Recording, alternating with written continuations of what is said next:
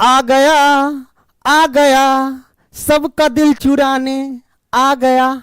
तो भाई मैं यहाँ पे सोशल साइंस पढ़ा करके सबका दिल मैं चुराने वाला हूं, क्योंकि आपका भाई सोशल साइंस इतना रापची के स्टाइल में पढ़ाने वाला है कि सीधा दिमाग में जाएगा। समझ रहे हो ना? तो क्या स्टार्ट करने वाला हूं यहाँ पे, सबसे पहले देख लो तो एनसीईआरटी क्लास 10th है ना, सोशल साइंस, जिसके अंतर्गत जो इतिहास आता है, तो इतिहास का पहला अध्याय जिसका नाम है यूरोप में राष्ट्रवाद का उदय, और ये चैप्टर वन शॉट होने वाला है। तो आराम से पलथी मारिए और बैठ जाइए, एकदम बढ़िया से सुनिए और समझिए।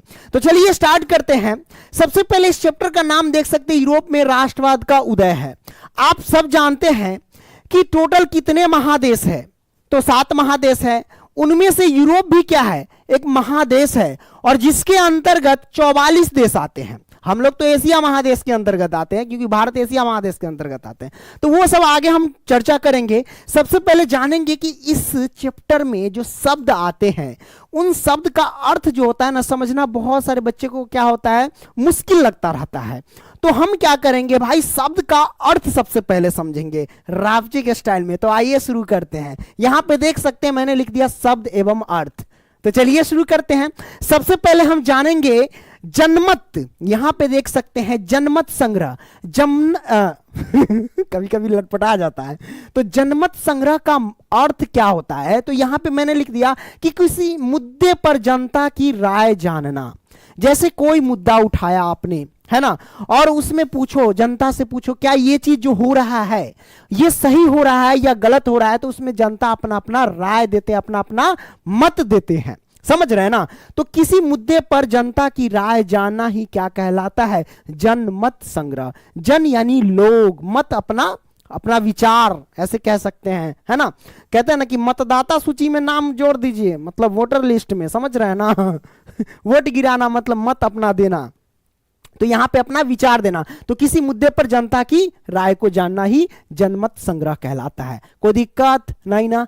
आइए अब हम जानते हैं सर निरंकुशता। यहां पे देख सकते हैं निरंकुशतावादी का मतलब क्या होता है। निरंकुशतावादी मतलब ऐसा वादी जिसमें लोगों की परवाह किए बगैर, लोगों का विचार जाने बगैर अपने मनमानी ढंग से जो चाहे आया वो किया, है ना। ये सब राजा लोग करते हैं, जो चाहे वो किया, ये सब निरंकुशतावादी के अंतर्गत आता है। यहां पे मैंने लिखा कि यह ऐसा व्यक्ति, यह एक ऐसा व्यक्ति, जो भी व्यक्ति होगा चुट्टा होगा यह एक ऐसा व्यक्ति या संस्था होती है ना, जिसकी शक्ति पर कोई सीमा या रोक नहीं होता है ना, नहीं होता है, जो लोगों की राय की परवाह किए बगैर ही मनमाने ढंग से कार्य करता है। लोगों का कोई परवाह नहीं। ये ऐसा लोग जो होते हैं ना, लोगों पे समझो कि क्या कहते हैं, काफी ज्यादा जुल्म ढालता है ना। लोगों का मतलब लोगों के जो हित में होता है, हित के प्रति वो काम करता ही नहीं रहता। ये सब निरंकुशतावादी का मतलब ये हुआ, ठीक है।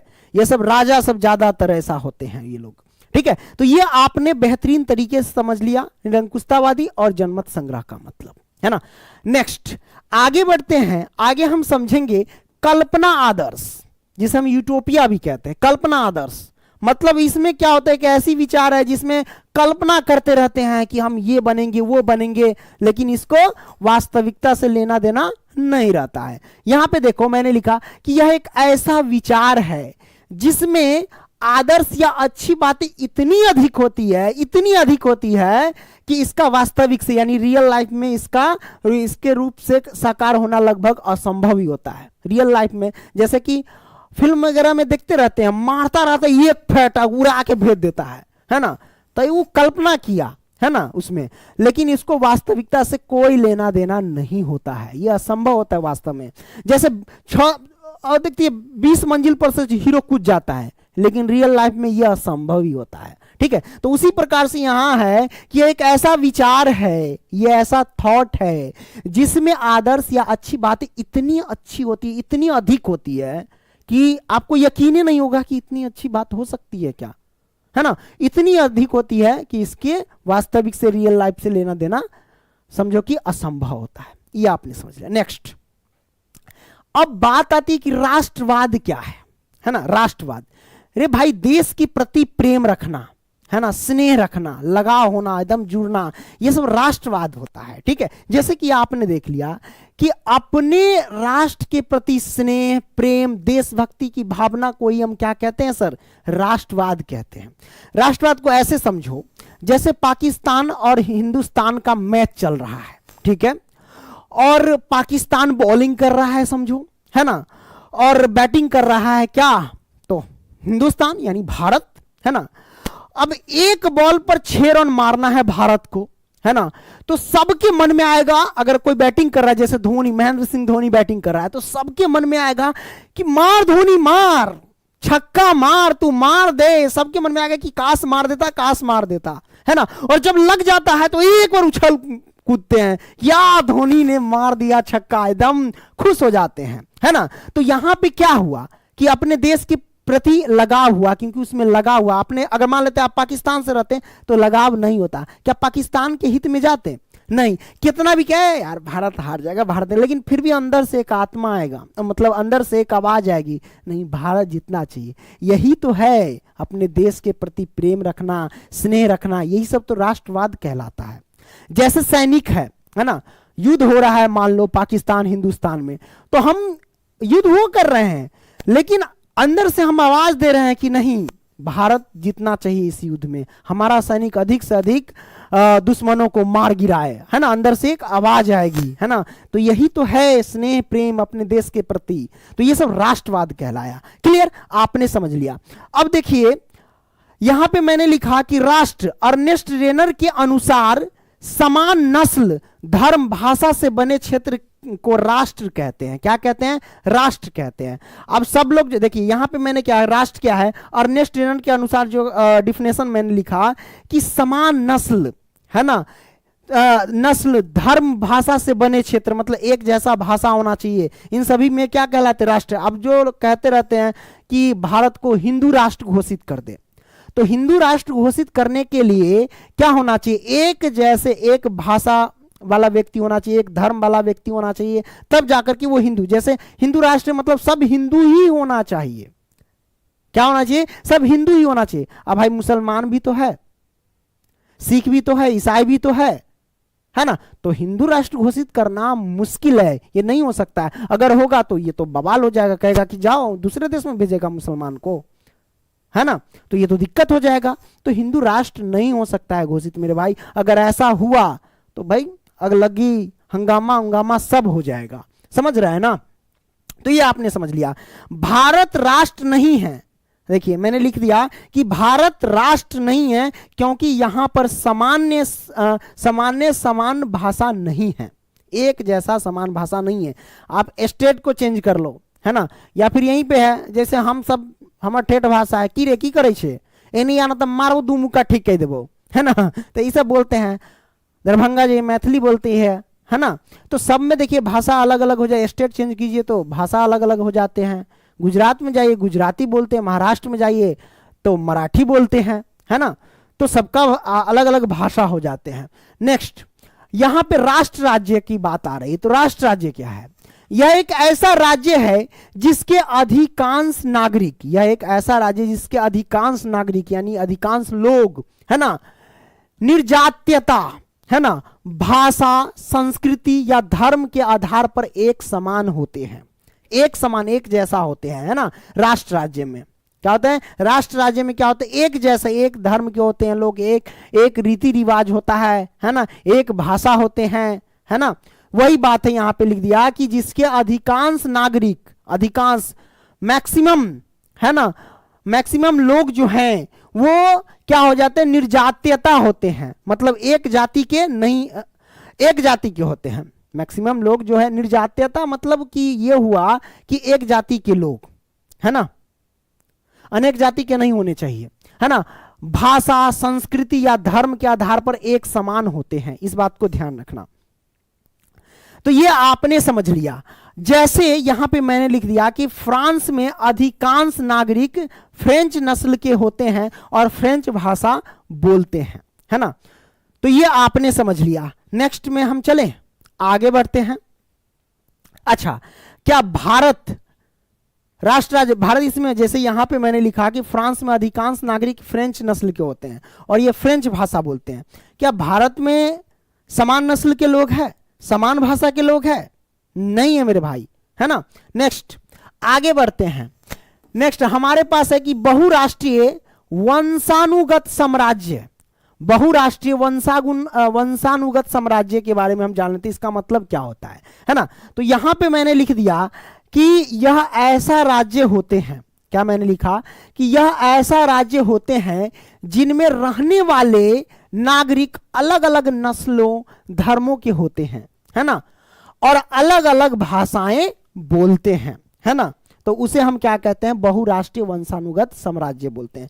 तो बहुराष्ट्रीय वंशानुगत साम्राज्य में भारत भी आ जाएंगे, क्योंकि यहाँ पे अलग अलग भाषाएं के लोग बोलने वाले होते हैं, है ना, अलग अलग नागरिक होते हैं, मतलब अलग अलग नस्ल के भी होते हैं, अलग अलग धर्म के। जैसे हमारे देश में हिंदू मुस्लिम सिख ईसाई ये सब है ना। कहते हैं ना कि हिंदू मुस्लिम सिख ईसाई हम सब है भाई भाई, फिर भी आप कहते हैं, नारा एक तरफ लगाते हैं कि हिंदू मुस्लिम सिख ईसाई हम सब है भाई भाई, और दूसरे तरफ कहते हैं कि हिंदू राष्ट्र घोषित कर दो। कैसे होगा मेरे भाई, है ना। जैसे मैंने आपको लिख दिया कि ऑस्ट्रिया हंगरी का हैब्सबर्ग साम्राज्य बहुराष्ट्रीय वंशानुगत साम्राज्य है ना। ये भी आपने समझ लिया। ऐसे कह सकते हो भारत भी हमारे पास क्या है? बहुराष्ट्रीय वंशानुगत साम्राज्य है। नेक्स्ट अब आता है मेरे भाई उदारवादी और रूढ़िवादी के बारे में समझ लेते हैं, है ना। उदारवादी में क्या होता है? उदारवादी में क्या होता है? न डायरेक्ट कोई काम होता है, और रूढ़िवादी में क्या होता है? प्रोसेस से चलता है, पीढ़ी दर पीढ़ी, मतलब आराम से सीढ़ी बाई सीढ़ी चढ़ता है प्रोसेस से।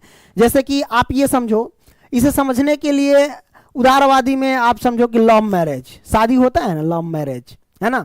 तो लव मैरिज में क्या होता है? डायरेक्ट लड़की को भगाता है, मंदिरवा में लेके जाता है, बस आराम से माला पहनाता है, हो गया, सिंदूर उंदूर किया, शादी हो गया, है ना। और रूढ़िवादी में ये समझो कि अरेंज मैरिज है ना। इसमें क्या होता है? सब जानते हैं, पहले लड़की देखो, उधर से फिर लड़का देखने आएगा, है ना। मतलब पहले लड़का देखने जाओ, फिर लड़की देखो, देख लिया सब कुछ ठीक है, अब कहो कितना लेवा, है ना। तो इतना 10 लाख, है ना, एगो कार चाहिए, सोना के चेन चाहिए, है ना। तो लड़की वाला कहे ठीक है, कुछ कम कीजिए, उसमें हो जाता है ऊपर नीचे कुछ कम, और जब कम हो जाता है ये बात हो गया फाइनल, तो ठीक है, अब छेका करो, जाओ लड़का को छेको, फिर लड़की को छेको, है ना, ये प्रोसेस, आ तब दिन धराओ, आ तब शादी हो। लेकिन ये जो भगौआ शादी होता है उसमें दिन धराता है नहीं ना। फोन में आएगा उधर से लड़की का, हमरे भैया पापा लड़का देखने गए हैं। अब ई बात सुना कि ओकर जो बॉयफ्रेंड है ओकरा तो हार्ट अटैक लगेगा कि एकदम दर्द हो रहा है दिल में। अब उसको डर से हालत खराब कि अब हमर केकरो और हो जाई। अरे दुनिया के दस्तूर है, अगर लड़की ऐसे कहो, अगर प्यार किए हो तो ब्रेकअप होना तय है, इस बात को फिक्स कर लेना। जब प्यार करते हो उसी समय कह देना कि ठीक है प्यार कर रहे हैं, ब्रेकअप होना तय है, ये भी आपने जान लिया उसी समय, ठीक है। तो यहां पे समझो उदारवादी क्या है? उदारवादी क्या है मेरे भाई? ये लव मैरिज जैसा है, और रूढ़िवादी क्या है? ये अरेंज मैरिज के जैसा है। उदारवादी में क्या होता है? उदारवादी जिसका अर्थ होता है आजादी, जिसका अर्थ क्या होता है? आजादी या स्वतंत्र, है ना। उदारवादी लोग तेज बदलाव और विकास को प्राथमिकता देते हैं, डायरेक्ट तेज बदलाव और विकास को ये डायरेक्ट प्राथमिकता देते हैं, है ना, उदारवादी। और रूढ़िवादी में क्या होता है? ऐसी राजनीतिक दर्शन जो परंपरा, स्थापित संस्थाओं और, है ना, रिवाजों पर जोर देती है और धीरे धीरे विकास को प्राथमिकता देती है, ऐसे समझो, ठीक है। ये आपने देख लिया, ये धीरे धीरे विकास को क्या करते हैं? प्राथमिकता देते हैं। अब नारीवादी क्या होता है ना। नारीवादी क्या है? तो स्त्री पुरुष की सामाजिक, आर्थिक एवं राजनीतिक समानता की सोच के आधार पर महिलाओं के अधिकार और हितों का बोध नारीवादी कहलाता है ना। अब तो जानते हैं कि अब पुरुष बाहर जाएगा तो महिला बाहर जाती है, पहले महिला को पढ़ने भी नहीं देती है, तो अभी समान अधिकार समझो कि एक प्रकार से मिला गया है ना। अब तो मर्द तैयार होगा उससे पहले अगर घर वाली तैयार होगा, है ना, हो जाएगी, और कहेगी हम चलबो, और नहीं ले जाइएगा तो कहेगा क्या जानते हैं? जरूरी सौतनिया से मिले जाते होते, मतलब होता ही हमार कोई हमरे दुल्हा के गर्लफ्रेंड वगैरह से जाए तो मिले, अले हमरा घुमावे न लेके जाइए पार्क में, ठीक है। अच्छा, विचारधारा है ना, विचारधारा एक खास प्रकार की सामाजिक एवं राजनीतिक दृष्टिकोण इंगित करने वाली विचारों का समूह विचारधारा कहलाता है।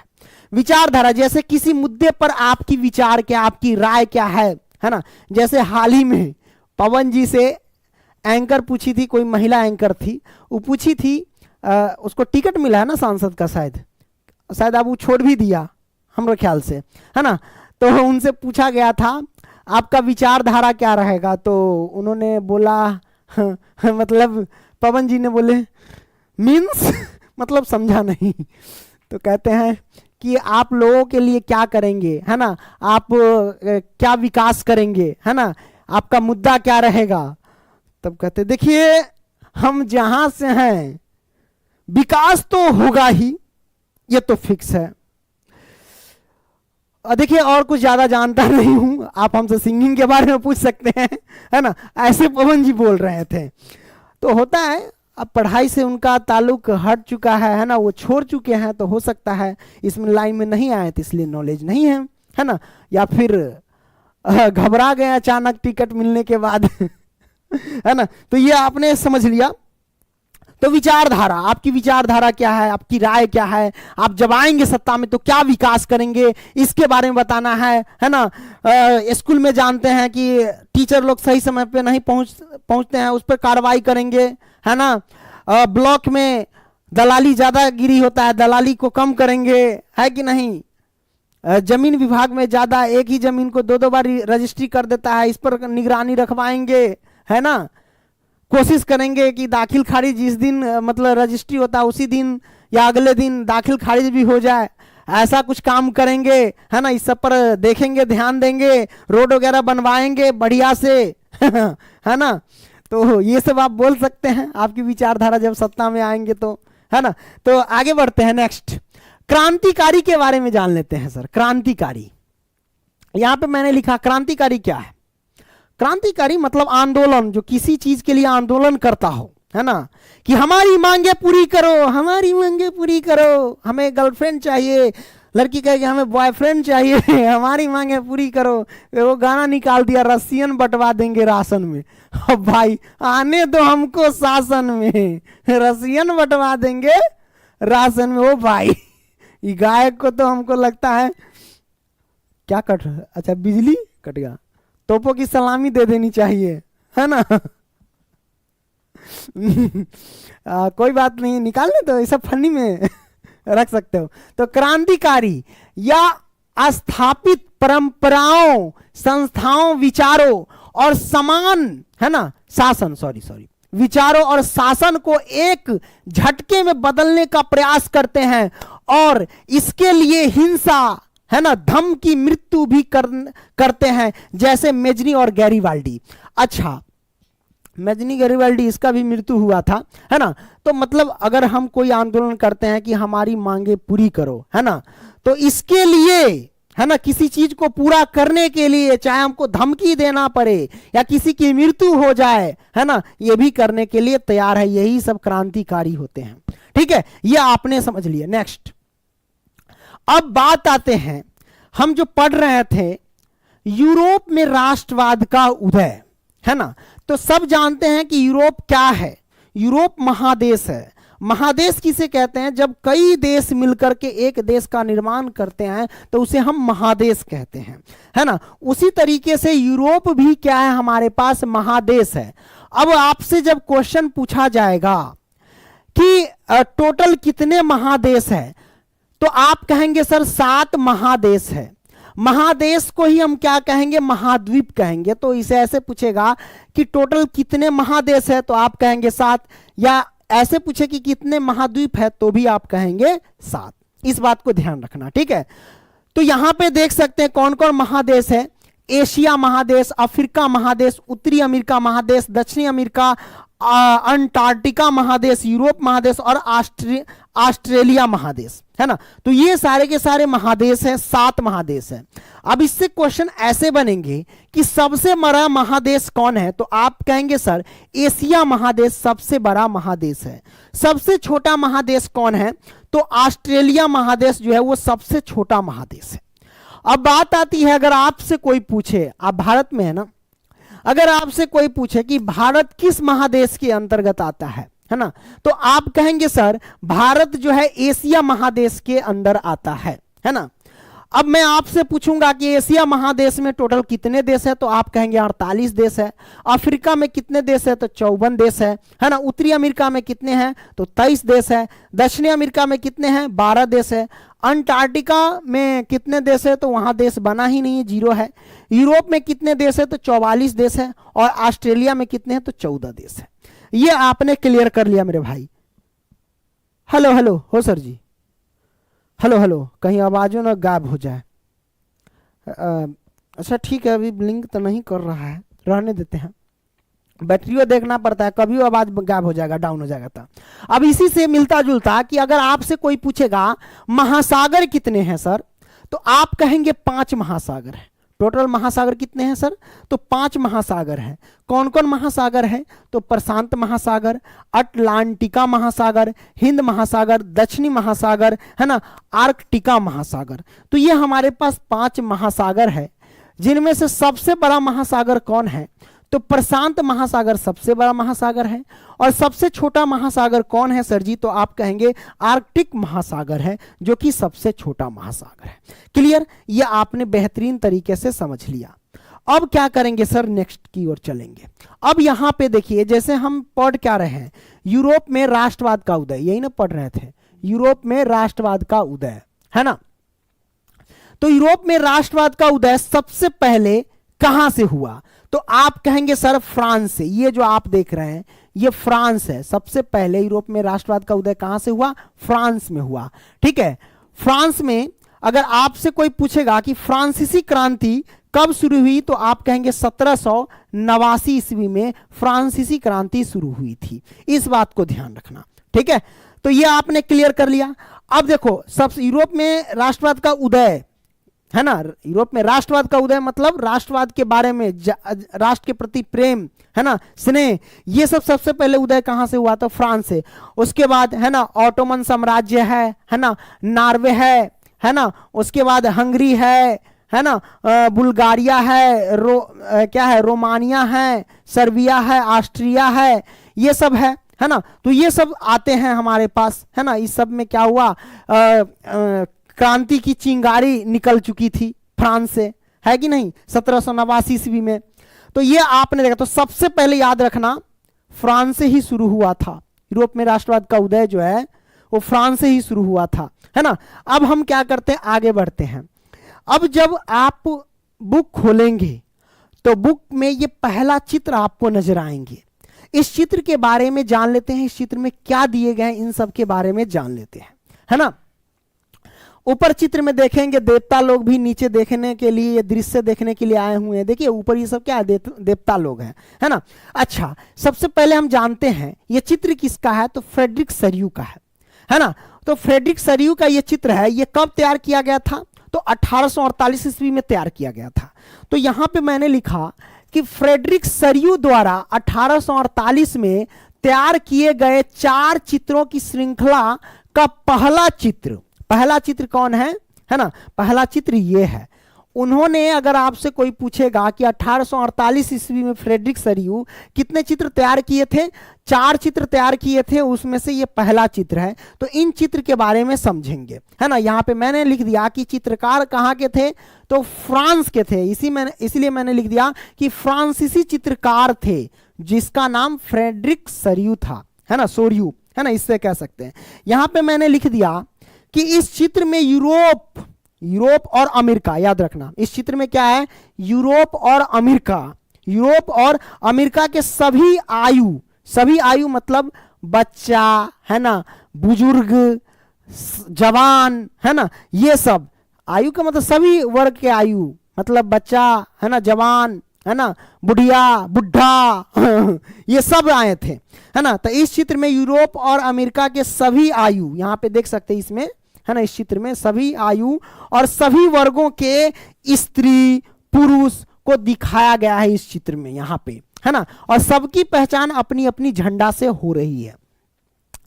ये जो आप देख रहे प्रतिमा, ये स्वतंत्रता की मूर्ति है। आगे बढ़ते हैं, यहां पे मैंने लिख दिया है ब्लर करके कि देखिए, स्वतंत्रता के विचार को महिला के छवि के रूप में दर्शाया गया है। ये महिला के छवि के रूप में ये किसको दर्शाया गया है? तो स्वतंत्रता के विचारों को इस महिला के छवि के रूप में दर्शाया गया है।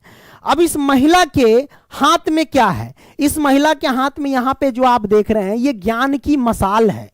क्या है? ये ज्ञान की मशाल है। और दूसरी हाथ में ये जो आप लटका हुआ देख रहे हैं, ये मानव के अधिकारों का घोषणा पत्र है। क्या ये घोषणा पत्र है?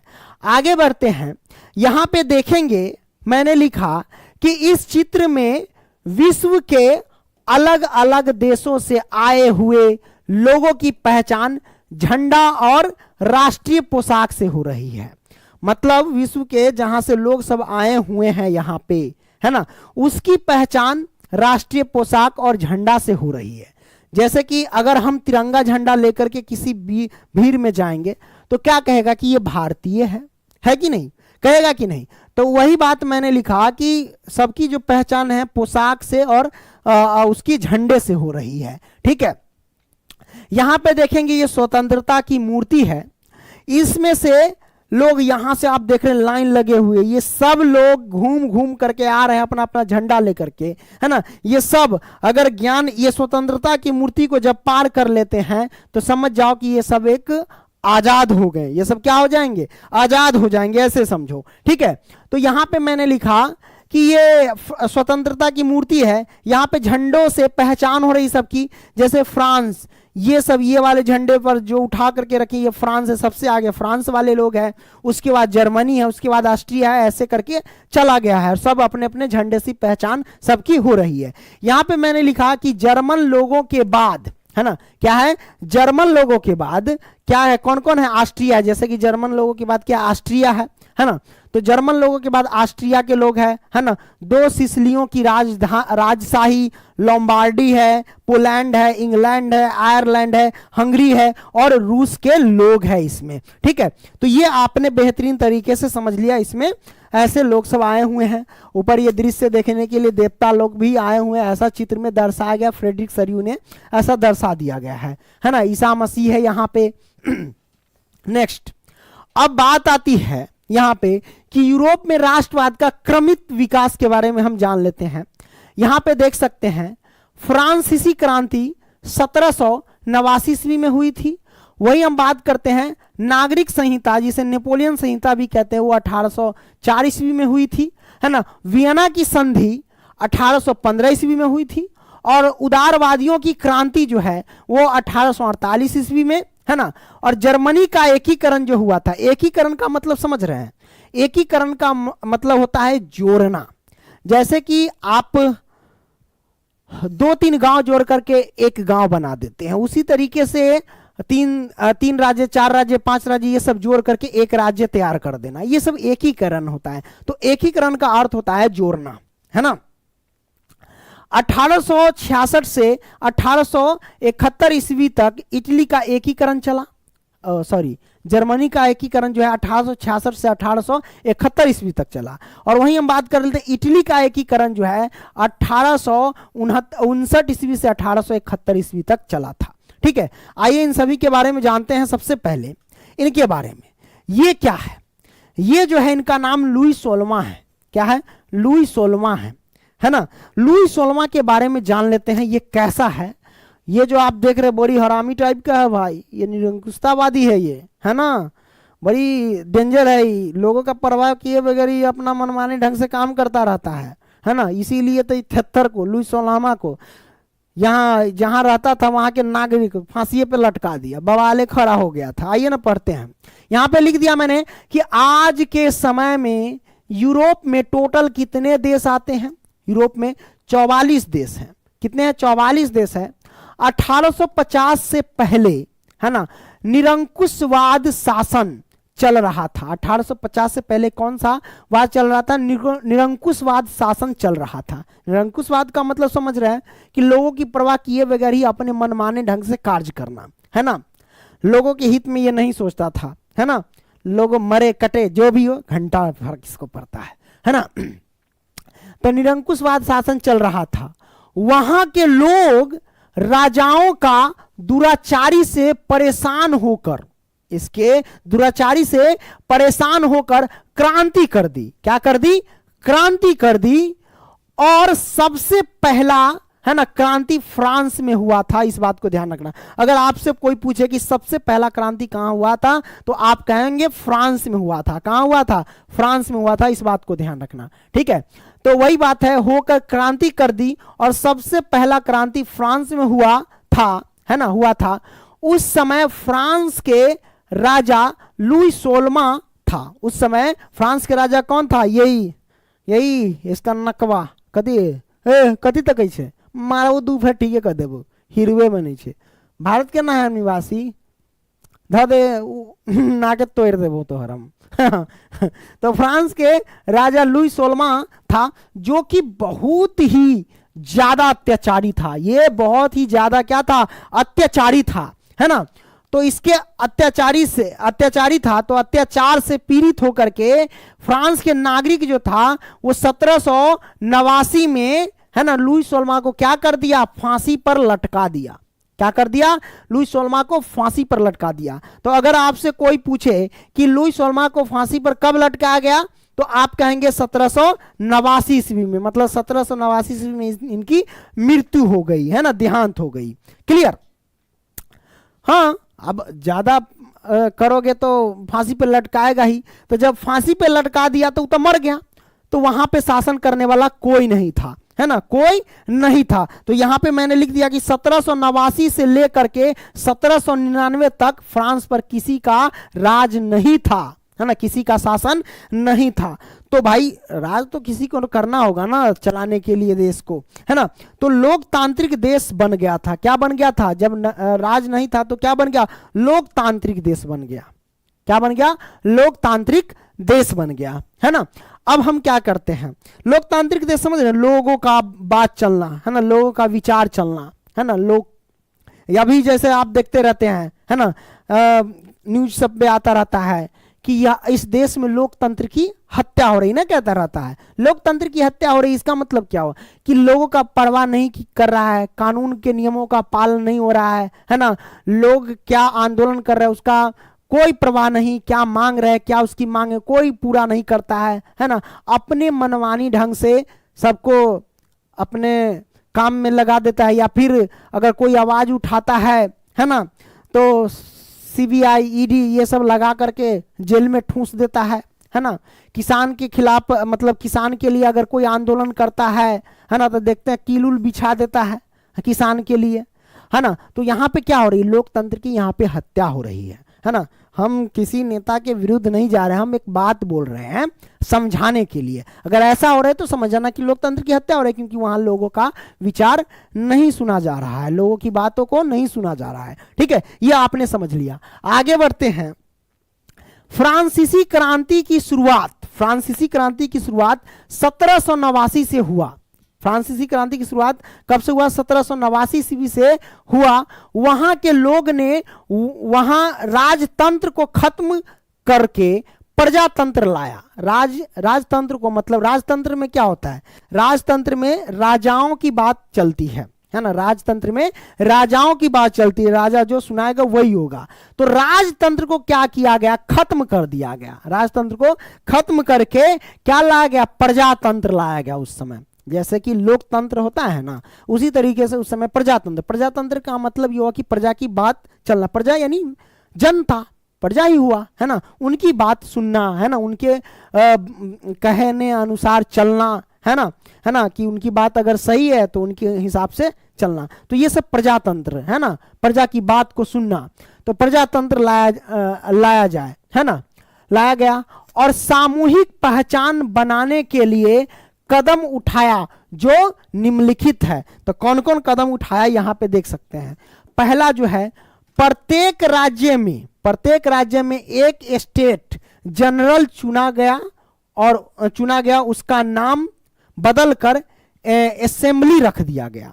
क्या रख दिया गया? असेंबली रख दिया। यहां पे देखो कि प्रत्येक राज्य में एक स्टेट जनरल चुना गया और उसका नाम क्या रख दिया गया? बदलकर असेंबली रख दिया गया। दूसरा, फ्रेंच भाषा को राष्ट्रभाषा घोषित कर दिया गया। हेलो हेलो हेलो हेलो, ठीक है, देखना पड़ेगा, है ना। तो फ्रेंच भाषा को राष्ट्र भाषा घोषित कर दिया, है ना। और तीसरा पॉइंट मैंने लिखा कि एक प्रशासनिक व्यवस्था लागू किया गया जिसमें सबको समान कानून का व्यवस्था लागू किया, ठीक है। और चौथा पॉइंट, आयात निर्यात, है ना, आयात और निर्यात पर सीमा शुल्क समाप्त कर दिया गया। जैसे कि आप कोई सामान फैक्ट्री से धो रहे हैं, इस राज्य से उस राज्य में जा रहे थे तो पहले शुल्क लगता था, वो शुल्क को क्या किया? समाप्त कर दिया गया, ठीक है। तो आयात निर्यात के सीमा पर शुल्क जो लगता था, पैसा लगता था, उसको समाप्त कर दिया गया। नेक्स्ट, अब आती है नेपोलियन। ये बड़ा अच्छा है ना। इसके काम को देख करके इनकी लोकप्रियता बढ़ी थी, है ना। तो नेपोलियन युग के बारे में जान लेते हैं। तो सबसे पहले अगर आपसे कोई पूछे कि नेपोलियन युग कब से कब तक चला था, तो 1804 से 1815 तक नेपोलियन युग रहा। मतलब नेपोलियन वहां पे शासन किया 1804 से 1815 तक। तो यहां पे आपने देखा सबसे पहले नेपोलियन का जन्म कब हुआ था सर जी? तो नेपोलियन का जन्म 15 अगस्त 1769 ईस्वी में इनका जन्म हुआ था। इनकी मृत्यु कब हो गई थी? तो 5 मई 1821 ईस्वी को इसकी मृत्यु हो गई थी, है ना। एक महान सम्राट था जिसने अपने व्यक्तिगत, है ना, व्यक्तित्व एवं कार्यों से पूरे यूरोप के इतिहास को प्रभावित किया और अपनी योग्यता के बल पर 24 वर्ष की आयु में ही सेनापति बन गए। कौन बन गए? तो नेपोलियन जो था अपने काबिलियत की वजह से, है ना, वो 24 साल की उम्र में ही सेनापति बन गए। सेनापति किसे कहते हैं? जो सेना का अध्यक्ष होता है ना, सेना को गाइड करता है ना, आज वहां चलना, आज यहां चलना है ना, वो सब सेनापति होते हैं, है ना। उसके अंदर सेना, बहुत सारे सेना उसके अंदर होते हैं, हजारों सेना होते हैं उसके अंदर, ठीक है। तो ये मैंने लिख दिया कि प्रभावित किया और अपनी योग्यता के बल पर 24 वर्ष की आयु में ही सेनापति बन गए, है ना। उसने कई युद्धों में फ्रांसीसी सेनाओं को जीत दिलाई, है ना। मतलब ये सेनापति थे, सेनाओं के साथ लड़ करके फ्रांसीसी सेनाओं के साथ लड़ करके दूसरे देशों से जीत दिलाई थी, है ना। तो यहाँ पे मैंने लिखा कि फ्रांसीसी सेनाओं को जीत दिलाई और अपार लोकप्रियता हासिल कर ली। क्या की? अपार लोकप्रियता हासिल कर ली। लोगों के दिल में ये राज करने लगा। क्या करने लगा? राज करने लगा, है ना। और फ्रांस का शासक बन गया, है ना। और इनको फ्रांस का शासक बना दिया गया। जब इतनी लोकप्रियता हासिल कर ली तो इनको फ्रांस का शासक बना दिया गया, ठीक है। ये आपने देख लिया। अब फ्रांस का जब शासक बन ही गया है तो आगे देखो, शासक बन गया तो नेपोलियन युग जो आप देख रहे हैं 1804 से 1815 तक चला था। देखो, तो जब ये बन गया था तो ये बाद में क्या करने लगा जानते हैं? दूसरे देश से भी ये युद्ध करने लगा। तो जब युद्ध करते थे तो ये जीत करके उनकी भूमि को अपने देश में मिला लेता था। तो स्वाभाविक बात है कि अगर ऐसा करेगा तो वहाँ के जो दूसरे देश का है वहाँ का नागरिक इससे तो नाखुश तो होगा ही, क्योंकि ये टैक्स भी बड़ा लेता था, है ना, दूसरे देश वाले लोग से। तो यहाँ पे देखो मैंने लिखा कि 1804 में नेपोलियन शासनकाल जब नेपोलियन फ्रांस पर अपना शासन चलाना शुरू किया तो उन्होंने प्रजातंत्र को हटा करके उन्होंने फिर से राजतंत्र स्थापित कर दिया, है ना। क्या कर दिया? राजतंत्र स्थापित कर दिया, जो निम्नलिखित है, यानी निम्नलिखित कंडीशन यहाँ पे लागू कर दिए गए, है ना, राजतंत्र स्थापित करके। पहला यह है कि कानून के समक्ष सबको बराबर रखा गया। कानून के समक्ष गरीब हो, अमीर हो, है ना, पूंजीपति वाले लोग हो, है ना। तो उन सभी को कानून के समक्ष सबको बराबर रखा गया, समान रखा गया। दूसरा, संपत्ति के अधिकार को सुरक्षित बनाया गया, है ना, जो संपत्ति का अधिकार है, जिसका अधिकार है इस संपत्ति पे इसका, उसको सुरक्षित बनाया गया, है ना। है ना, भूदास्तों और जागीरदारी से मुक्ति दिलाई। कहने का मतलब ये हुआ कि भू मतलब भूमि, जैसे कि पहले जमींदार लोग हुआ करते थे, है ना, क्या हुआ करते थे, जमींदार लोग। तो वो गरीब किसान सबको क्या करते, खेत के टुकड़े दे देते थे कि जाओ खेती करो। तो जब खेती करता था, है ना, तो खेती करने के बाद जो फसल होती थी तो अनाज जो है वो जमींदार को देना पड़ता था, तो जमींदार को देता था और कुछ अनाज वो अपने रखता था किसान, और उस अनाज में से टैक्स राजा को भी देना पड़ता था, है ना। तो उससे क्या की, मुक्ति दिला दी इसने। कौन, तो नेपोलियन ने उससे क्या की, मुक्ति दिला दी। पहले देना पड़ता था तो उससे क्या कर दिया, मुक्ति दिला दी इसने, है ना। अगला पॉइंट है कि नेपोलियन के समय में व्यापार एवं संचार बहुत ज्यादा विकसित हुआ। नेपोलियन के समय में व्यापार एवं संचार क्या हुआ, बहुत ज्यादा डेवलप हो गया था। ठीक है, यह आपने समझ लिया। नेक्स्ट, अब नेपोलियन युग के अंतर्गत, जैसे कि यहां पहला पॉइंट कि 1804 में नेपोलियन फ्रांस का सम्राट बना। 1804 ईस्वी में नेपोलियन जो था वो फ्रांस का सम्राट बन गया। ठीक है, 1804 में नेपोलियन ने नेपोलियन संहिता लागू किया, है ना। अगर आपसे कोई पूछे कि नेपोलियन संहिता कब लागू हुआ, तो 1804 ईस्वी में लागू हुआ, ये आप बोलेंगे। ठीक है, 1815 में नेपोलियन को वाटरलू के युद्ध में हरा दिया। कहने का मतलब ये दूसरे देश से भी लड़ता था, है ना। तो लड़ने के बाद जीतता था तो अपने देश में वहां की भूमि सबको शामिल कर लेता था, है ना, क्षेत्र ले लेता था, है ना। तो एक समय ऐसा आया कि शेर का भी सवा शेर होवे करता है ना। एक बार हार गया। ये क्या हुआ कि 1815 में नेपोलियन जो था वो वाटरलू के युद्ध में हार गया। किस युद्ध में हारा, वाटरलू के युद्ध में हरा दिया गया इसको, है ना। तो मित्र राष्ट्र जो है, मित्र राष्ट्र में जैसे कि ब्रिटेन है, रूस है, प्रसा है, ऑस्ट्रिया है, ये सब हरा करके क्या किया, नेपोलियन को कैद कर लिया। क्या कर लिया, कैद कर सेंट हेलेना नामक टापू पर रख दिया गया। कहां पे रख दिया, सेंट हेलेना नामक टापू पर क्या किया, रख दिया गया, जहां पर 1821 ईस्वी में नेपोलियन का मृत्यु हो गया, है ना। जहां पर 1821 ईस्वी नेपोलियन का मृत्यु हो गया। ठीक है, ये आपने देखिए तो ये कब तक अपना काम किए, कब इसका मृत्यु हो गया, है ना, कब से कब तक शासन किए। जैसा कि 1804 से 1815 तक ये इन्होंने शासन किया और 1821 में इनकी मृत्यु हो गई, है ना। ये आपने देख लिया। नेक्स्ट, अब आगे बढ़ते हैं। अब मेटरनिख युग के बारे में जानते हैं। मेटरनिख युग के बारे में क्या है ना। ये तो निरंकुशवादियों का ही बाप था, ये, है ना, ये और खराब था। यहां पे मैंने लिखा कि मेटरनिख युग जो है 1815 से 1848 तक चला। मतलब मेटर युग मतलब ये हुआ, मेटरनिख युग का मतलब कि 1815 से 1848 तक इसने शासन किया वहां पे। ठीक है, मैंने क्या लिखा कि यूरोप की विजय शक्तियां, है ना, ब्रिटेन, है ना, रूस, प्रसा, ऑस्ट्रिया, है ना, नेपोलियन की मृत्यु के बाद, है ना, मृत्यु के बाद 1815 में ऑस्ट्रिया की राजधानी वियना। तो पहला पॉइंट ये क्वेश्चन भी बन जाएगा कि ऑस्ट्रिया की राजधानी कहाँ है, तो ऑस्ट्रिया की राजधानी कौन है या कहाँ है, तो आप कहेंगे वियना है। ठीक है, तो वियना में एक सम्मेलन बुलाया गया, है ना, जिसे वियना सम्मेलन के नाम से जाना गया, है ना। किसके नाम से, वियना सम्मेलन के नाम से जाना गया, है ना। तो ये आपने समझ लिया, जाना गया, है ना। वियना सम्मेलन की अध्यक्षता ऑस्ट्रिया के चांसलर मेटरनिख ने की, है ना। तो यहां पे ऑब्जेक्टिव क्वेश्चन भी बना कि ऑस्ट्रिया के चांसलर आखिर कौन थे, ऑस्ट्रिया के चांसलर कौन थे। सॉरी दोस्तों, थोड़ी सी प्रॉब्लम हो गई थी, बैटरीवा डाउन हो गया था, आगे तक चले गए थे पढ़ा करके, तो इसको हमें एडिट करना पड़ा है ना। तो उसमें आवाजें नहीं था, आगे तब गए हैं। तो यहाँ से ऑस्ट्रिया के चांसलर हम बोलने वाले थे ना कि मेटरनिख है, यहाँ से आवाजें गायब हो गया था, तो अब फिर से एडिट करना पड़ा है।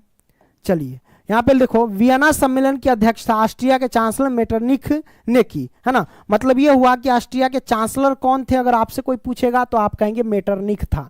कौन था? तो मेटरनिख था। मेटरनिख जो है प्रतिक्रियावादी शासक था। प्रतिक्रियावादी शासक का मतलब समझ रहे हैं? इसका मतलब ये हुआ कि जैसे निरंकुशवाद जो होता है, दुराचारी होता है, तो दुराचारियों का ही बाप है ना, ये और ज्यादा दुराचारी था, ठीक है। जिसका मुख्य उद्देश्य था, इसका मुख्य उद्देश्य क्या था कि गणतंत्र का विरोध करना, गणतंत्र का विरोध करना, समझो कि प्रजातंत्र का विरोध करना था, है ना। लोगों का बात नहीं सुनना है ना, करना था, और राजतंत्र को पुनः स्थापित करना था, है ना। राजतंत्र यानी राजा की बात जहां चले, जो हम कहें वही होगा, है ना, वही इसका काम था। आगे बढ़ते हैं मेरे भाई। हाँ, नेक्स्ट देखो, आगे तक पढ़ा दिए थे, देखो ये अभी तक लिखा हुआ है ना, इसको इरेज करते हैं, पहले यहां से इरेज कर देते हैं। चलो आगे बढ़ते हैं कि वियना कांग्रेस की उपलब्धियां के बारे में हम जानेंगे, है ना। यहां पे देखो पॉइंट मैंने लिखा कि इसकी, है ना, इसकी नहीं, इटली, देखिए यहां पे मैंने लिखा कि इटली पर अपना प्रभाव स्थापित करने के लिए, इटली पर सर जी अपना प्रभाव स्थापित करने के लिए मेटरनिख ने क्या किया, उसे कई राज्यों में विभाजित कर दिया। कहने का मतलब इटली पर जो अपना अधिकार जमाने के लिए, प्रभाव दबाव बनाए रखने के लिए इटली को क्या किया, छोटे बड़े राज्यों में विभाजित कर दिया, है ना। कई राज्यों में क्या कर दिया, विभाजित कर दिया, अलग कर दिया, है ना।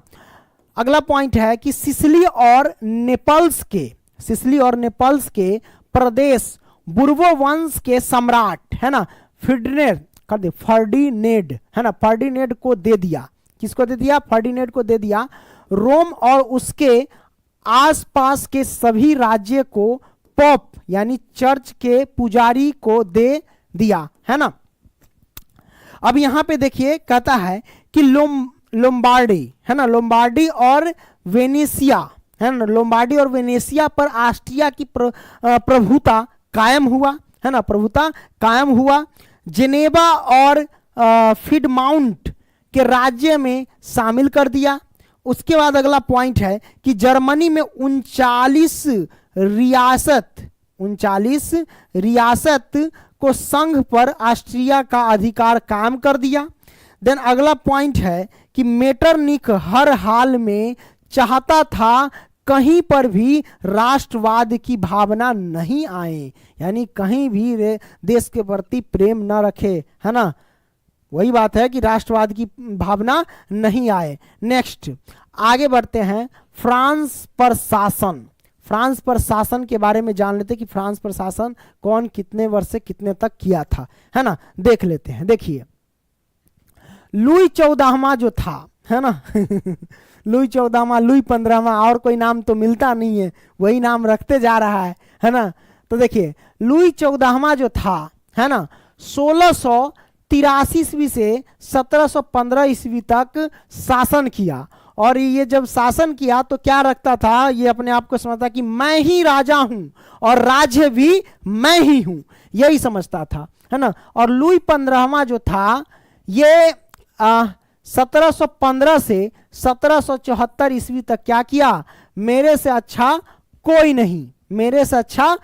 नहीं, ये अपने आप को समझता था, है ना। और लुई 16वां जो था, है ना, लुई 16वां जो था वो क्या था भाई, 1774 ईस्वी से 1789 ईस्वी तक इन्होंने राज किया, है ना। और ये जो था पत्नी के प्यार में पागल था। किसके प्यार में पागल था? पत्नी के प्यार में पागल था। तो पत्नी के प्यार में ये पागल कैसे हो गया, समझिए इसको। देखिए लुई 16वां का जो धर्मगुरु था, वो राजपुतीन था, राजपुतीन, क्या राजपुतीन था, है ना, राजपुतीन था। तो धर्मगुरु राजपुतीन था।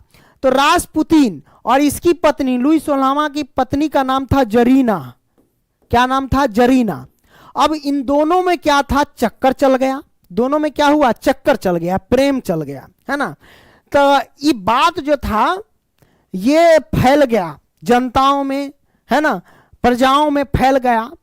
और ये युद्ध के लिए गया था, है ना, लुई 16वां जब आया उधर से तो पता चला कि ऐसी ऐसी कांड हो गई कि रासपुतीन के साथ ये जो जरीना है ये चक्कर चला ली है, जिसकी वजह से ये पागल हो गया है ना पत्नी के प्यार में, और ये अपने शासन को भी अच्छे तरह से चला नहीं पा रहा था।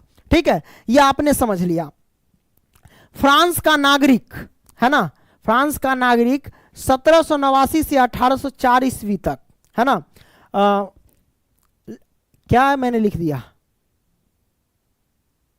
हाँ, फ्रांस की नागरिक जो था, नागरिक वो 1789 से 1804 ईस्वी तक राज किया। यहाँ पे लिखते ब्रैकेट 14 जुलाई है ना 1789 फ्रांसीसी क्रांति हुई थी है ना। यहाँ पे देखो नेपोलियन जो है, नेपोलियन कितने वर्ष तक मतलब शासन किया, सब एक साथ यहाँ पे फैक्ट जो है वो लिखा गया है ना, जितना मैंने पीछे आपको बताया है ना। 1804 से 1815 ईस्वी तक शासन किया, और लुई 18वां जो था 1815 से 1824 ईस्वी तक शासन किया। और यहाँ पे देखिए, और ये जो बनाया था मेटरनिक ने बनाया था, चार्ल्स एक्स जो था है ना, चार्ल्स एक्स नहीं, चार्ल्स दस कह सकते हैं है ना, 1824 से 1830 तक शासन किया। आगे बढ़ते हैं। अब देखो यूरोप में राष्ट्रवाद का उदय कैसे हुआ, ये आप यहां पे देखिए ध्यान से। यहां पे मैंने लिखा कि किसी भी राष्ट्र का निर्माण होने के लिए, किसी भी राष्ट्र का निर्माण होने के लिए सामूहिक पहचान, सांस्कृतिक परंपरा आदि का जरूरत था। और यूरोप में अलग अलग क्या है, अलग अलग समाज थे है ना, अलग अलग समाज के लोग थे है ना। जैसे कि हैब्सबर्ग समाज में लोग जर्मन, अंग्रेजी है ना, फ्रेंच, इटली, अलग अलग भाषा वाले थे। तो इसमें राष्ट्रवाद का उदय कैसे होगा, क्योंकि सब अलग अलग धर्म के थे यहाँ पे है ना, अलग अलग राष्ट्र के थे, सबका एक जैसा भाषा नहीं था है ना। तो भाई होगा कैसे, आगे बढ़ते हैं। तो यूरोप में राष्ट्रवाद के लिए जरूरतें क्या है ना, ये 4 चीज है। यूरोपीय समाजवाद की रचना है ना, संरचना कह सकते हो, उदारवादी राष्ट्रवाद है ना, रूढ़िवाद और क्रांतिकारी। तो इन सभी के बारे में हम बेहतरीन तरीके से समझेंगे। आइए, यहां पे मैंने लिखा कि यूरोपीय समाज की संरचना 19वीं शताब्दी के पहले 2 भागों में बांटा गया था। 19वीं शताब्दी के पहले कितने भागों में, 2 भागों में बांटा गया था। पहला उच्च वर्ग और दूसरा निम्न वर्ग। उच्च वर्ग को कुलीन वर्ग कहा जाता है, उच्च वर्ग को क्या कहा जाता है, कुलीन वर्ग कहा जाता है। और निम्न वर्ग को क्या कहा जाता है, तो कृषक वर्ग कहा जाता है। इस बात को ध्यान रखना, ठीक है। तो उच्च वर्ग में जो होते पूंजीपति वाले लोग आते हैं, और निम्न वर्ग यानी कृषक वर्ग में जो होते किसान, मजदूर, ये सब आते हैं है ना।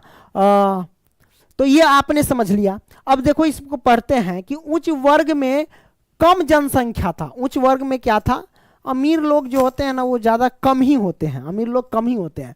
तो उच्च वर्ग में कम जनसंख्या था, तथा उच्च वर्ग है ना, उच्च वर्ग वर्चस्व जमाने वाले थे है ना। उच्च वर्ग जो है वर्चस्व, अपना दबाव जमाने वाले थे।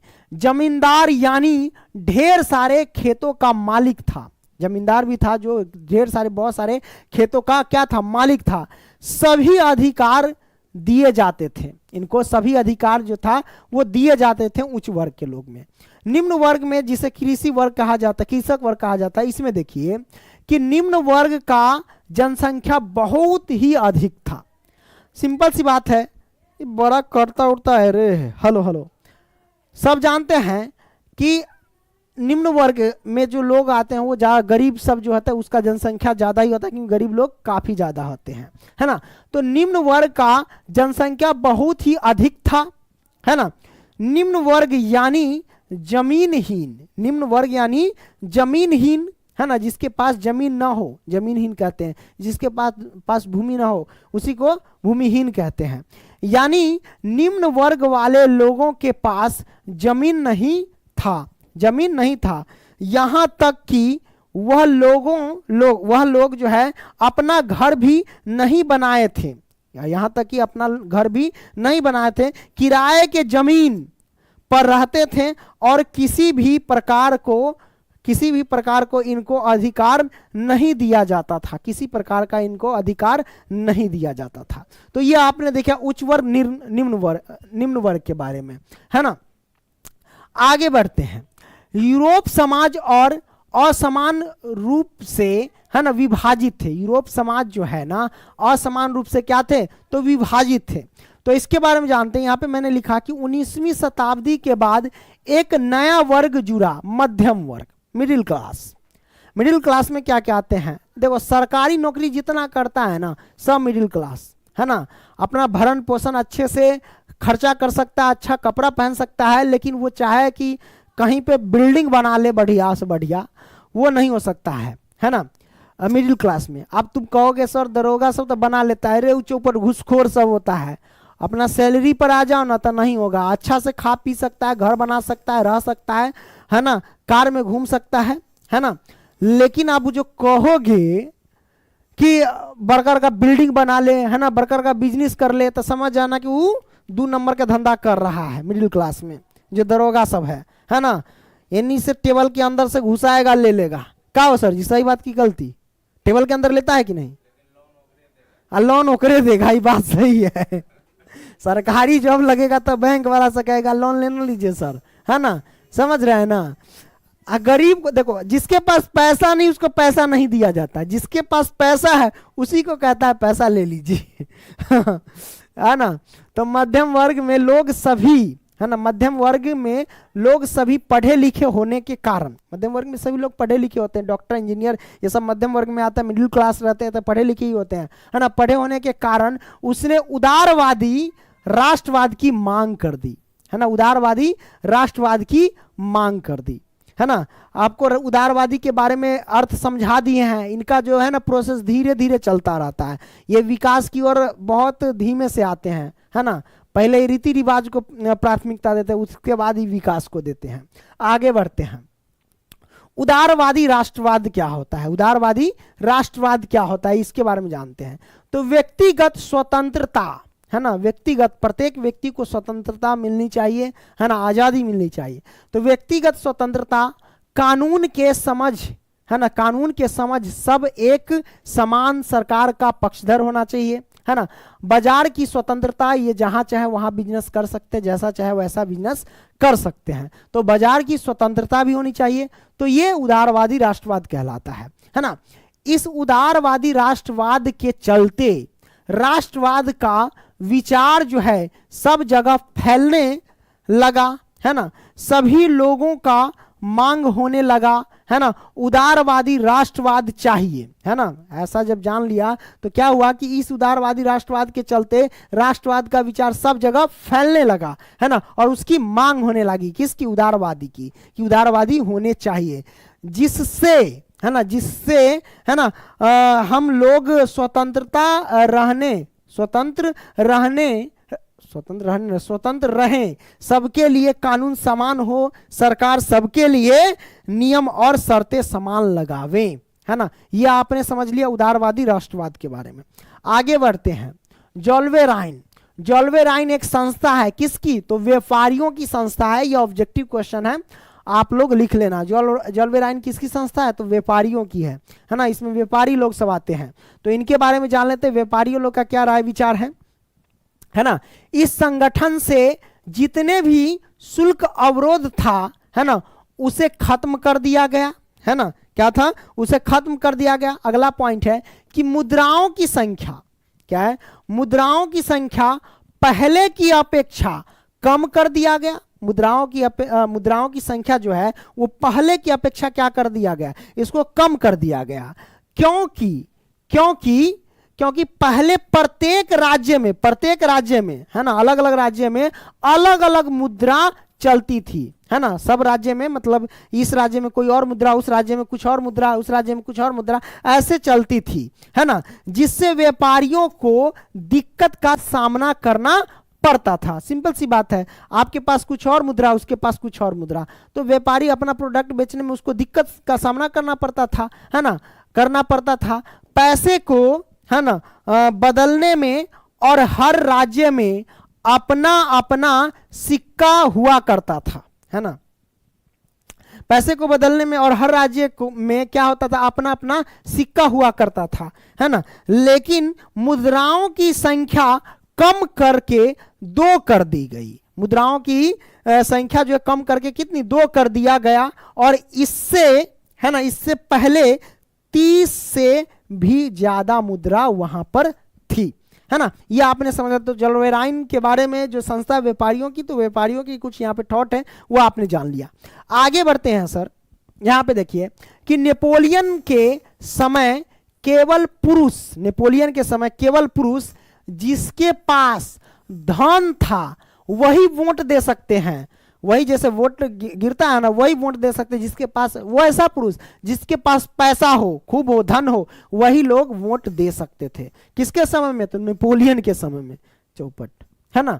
रूढ़िवादी, रूढ़िवादी 1815 के बाद नया रूढ़िवादी आ गया, है ना। रूढ़िवादी जो है 1815 के बाद नया रूढ़िवादी आ गया, है ना। 1815 में ऑस्ट्रिया, फ्रांस, रूस, ब्रिटेन ने मिलकर नेपोलियन को हराया। नेपोलियन को क्या कर दिया, हराया, है ना, वाटरलू की लड़ाई में। अच्छा, कोई आपसे पूछेगा कि ऑस्ट्रिया, फ्रांस, रूस, ब्रिटेन मिलकर के नेपोलियन को किस युद्ध में हराया, तो आप कहेंगे सर वाटरलू के युद्ध में हराया। किस युद्ध में हराया, तो वाटरलू के युद्ध में हरा दिया, लड़ाई में, है ना। इसके बाद यूरोपीय सरकार जो है पारंपरिक संस्थाएं और परिवार को बनाए रखना चाहता था। इसके लिए उन्होंने नेपोलियन के समय में जितने भी बदलाव हुए थे, उन सब को खत्म कर दिया, जिसके लिए एक समझौता किया गया जिसका नाम था वियना समझौता, है ना। और ये 1985 में हुआ, है ना। अगर आपसे कोई पूछेगा कि वियना समझौता कब हुआ, तो आप बोलेंगे 1985 ईस्वी में। कहो सर जी, कहीं और भी जी। नेक्स्ट आगे बढ़ते हैं। वियना समझौता से हुआ बदलाव के बारे में जान लेते हैं। वियना समझौता से हुआ बदलाव क्या क्या हुआ, उसके बारे में जान लेते हैं। यहां पे पहला पॉइंट कि पहला फ्रांस की सीमाएं, सीमाएं एक प्रकार का कम ही होता है बायोलॉजी की भाषा में कि क्या क्या सीमाएं हैं, है ना। देखो, पहला फ्रांस की सीमाएं पर कई राज्य कायम कर दिया गया, है ना। फ्रांस की सीमाएं पर कई राज्य कायम कर दिया गया था, ताकि भविष्य में फ्रांस अपना विस्तार ना कर सके, अपना विस्तार जो है अपने क्षेत्र को बढ़ा ना सके, ठीक है। दूसरा पॉइंट है कि फ्रांसीसी क्रांति के दौरान हटाए बुर्बोवंश, बुर्बोवंश होना चाहिए, हटाए बुर्बोवंश को सत्ता में बहाल कर, है ना,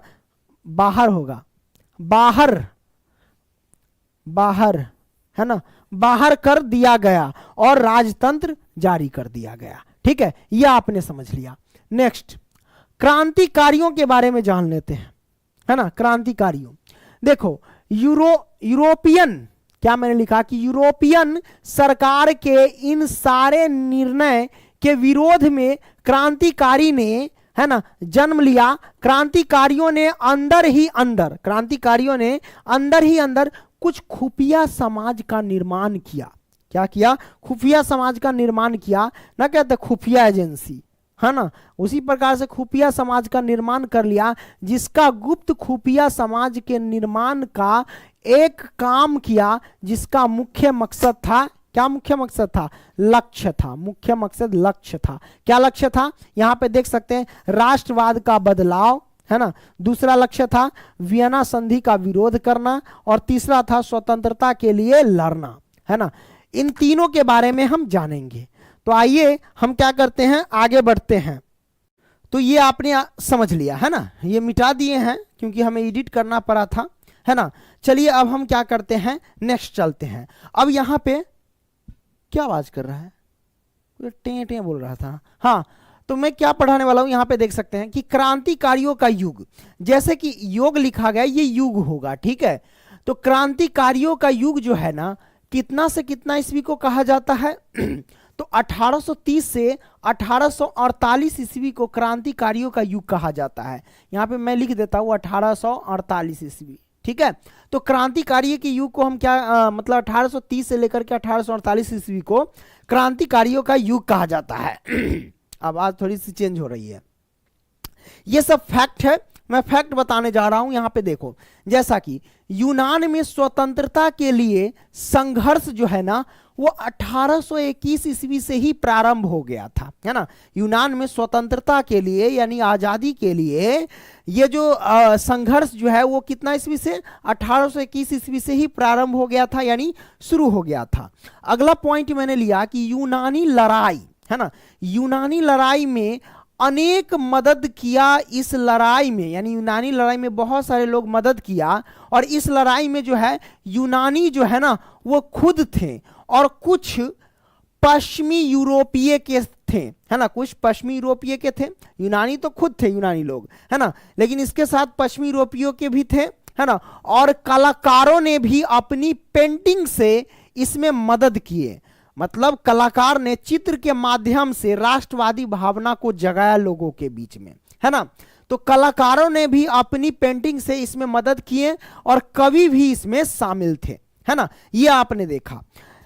इसमें पूरे यूरोप में राष्ट्रवाद का विचार जो है बहुत ही मजबूत हो गया युद्ध के बाद, है ना। युद्ध के बाद देखिए मैंने क्या बोला कि इसमें पूरे यूरोप में राष्ट्रवाद का विचार बहुत ही मजबूत हो गया, है ना, हो गया। और युद्ध के बाद, है ना, युद्ध के बाद 1832 में कुस्तुनतुनिया की संधि हुई। कुस्तुनतुनिया की संधि किस ईस्वी में हुई? 1832 ईस्वी में हुई। इस बात को ध्यान रखना। तो कुस्तुनतुनिया की संधि हुई, है ना, कुस्तुनतुनिया की संधि पेश किया गया, ऐसा आप कह सकते हैं, है ना, जिससे यूनान एक स्वतंत्र राष्ट्र बन गया, है ना, या स्वतंत्र राष्ट्र क्या लिख सकते हैं, घोषित हो गया। तो ये सब फैक्ट है जो मैंने आपको बताया। नेक्स्ट आगे बढ़ते हैं। रूमानीवाद, रूमानीवाद क्या है इसके बारे में समझ लेते हैं। तो रूमानीवाद कल्पना और राष्ट्रीय भावना है ना। राष्ट्रीय विकास, है ना, राष्ट्रीय विकास केवल युद्ध, राष्ट्रीय विकास केवल युद्ध और क्षेत्रीय विस्तार से नहीं होगा। राष्ट्रीय विकास जो होता है केवल युद्ध और क्षेत्रीय विस्तार से नहीं होगा। इसके लिए जो है ना हम काव्य, कला, कहानी, किस्सा, है ना, और संगीत की भी मदद लेनी पड़ती है। इस बात को ध्यान रखना, ठीक है, लेनी पड़ेगी। जैसे कि रूस में एक भाषा पोलिश का प्रयोग एक राष्ट्रवादी के रूप में किया जाता है ना, या फिर किया गया, ऐसे आप कह सकते हो, ठीक है। नेक्स्ट, रूमानीवाद को समझ लिया आपने। अब देखिए, जैसा कि आप जानते हैं कि 1830 से 1848 ईस्वी को क्या कहा जाता है? क्रांतिकारी युग कहा जाता है ना। क्या कहा जाता है मेरे भाई? क्रांतिकारी युग कहा जाता है। तो इसमें देखिए मैंने लिखा कि यूरोप की आर्थिक स्थिति, यूरोप की उस समय क्रांतिकारी युग जब था, जिसमें जैसे 1830 से 1848 ईस्वी को क्रांतिकारी युग कहा जाता है, और उस समय यूरोप की आर्थिक स्थिति, है ना, यानी पैसे से, है ना, तो आर्थिक स्थिति बहुत ही कठिन में थी, बहुत ही कठिन में थी। इस समय में यूरोप का स्थिति इतना डगमगा गया था कि भूखमरी जो है ना, भूखमरी यूरोप में शुरू हो गया, है ना। इस समय मतलब इतना आर्थिक स्थिति इतना डगमगा गया, जो यूरोप में क्या हो गया? भूखमरी आ गया। क्या आ गया? भूखमरी आ गया, या भूखमरी शुरू हो गया था, है ना। क्योंकि इस समय में जो यूरोप के लोगों ने खेतों में अनाज के लिए जो पौधे लगाए थे, सभी क्या हुए? डूब गए थे। सभी पौधे क्या गए थे? डूब गए थे। और इधर क्या शुरू हो गया? भूखमरी जो है ना वो शुरू हो गया। तो मैंने लिखा इधर भूखमरी शुरू हो गई।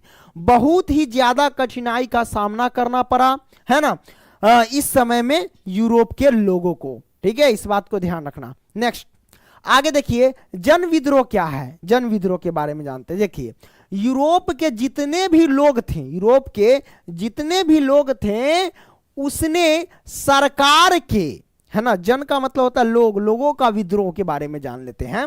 तो यूरोप के जितने भी लोग थे, उसने सरकार के खिलाफ क्या कर दिया? विद्रोह स्टार्ट कर दिया। सरकार की नीतियों का विद्रोह करने लगा, है ना, सरकार के बातों का विरोध करने लगा। तो सरकार के खिलाफ विद्रोह स्टार्ट कर दिए गए, गए, है ना। सरकार को वह लोग बताना चाह रहा था कि आपकी अब मनमानी नहीं चलेगी, है ना, आपकी तानाशाही नहीं चलेगी, नहीं चलेगी, नहीं चलेगी, क्योंकि अब हम लोग भूखे प्यासे मर जाएंगे, आपका नियम शर्त मुझे पसंद नहीं है ना। आप हमें जो जरूरत है उस चीज की पूर्ति करें, यानी जो जरूरत है उस चीज की पूर्ति करें, क्योंकि वो पूर्ति नहीं कर रहे थे। तब जाकर के जन विद्रोह स्टार्ट हो गया और वहां के शासक को उखाड़ फेंक उठा, है ना। अब यहाँ पे देखिए जर्मनी के एकीकरण के बारे में देखते हैं, जर्मनी का एकीकरण, है ना। तो यहाँ पे दिया गया है, जरा देखिएगा, मैंने लिखा क्या 1848, है ना, 1848 ईस्वी में यूरोपियन सरकार ने बहुत कोशिश किया, यूरोपियन सरकार, यूरोप के जो सरकार थे वो बहुत कोशिश किया, परंतु वह जर्मनी के एकीकरण नहीं कर पाया। जर्मनी के एकीकरण के लिए 1848 ईस्वी में यूरोपियन सरकार जो थे वो एकीकरण के लिए बहुत प्रयास किया, लेकिन उससे नहीं हो पाया, है ना, क्योंकि राष्ट्र का निर्माण यह उदारवादी पहल राजशाही और फौज ने मिलकर दबा दिया, मिलकर क्या किया, दबा दिया, है ना। तो जब उससे निर्माण नहीं हो पाया, एकीकरण नहीं हो पाया, तो यह भार जो है ना किसने ले लिया, यह भार प्रशा ने ले लिया, यह भार जो है प्रशा ने ले लिया। और उस समय प्रशा का मुख्यमंत्री कौन था, ऑटोमन, है ना, ऑटोमन बिस्मार्क था, है ना। उस समय प्रशा का मुख्यमंत्री कौन था तो ऑटोमन बिस्मार्क था, है ना, जिनको प्रशा राष्ट्रीय, है ना, एकीकरण का मतलब जानते हैं, एकीकरण का मतलब होता है जोड़ना, जैसे बहुत सारे गांव हैं, है ना, उस सब को जोड़ करके एक गांव बना देना, नया बड़ा गांव बना देना, ये सब एकीकरण कहलाता है, जोड़ना, एकीकरण का मतलब।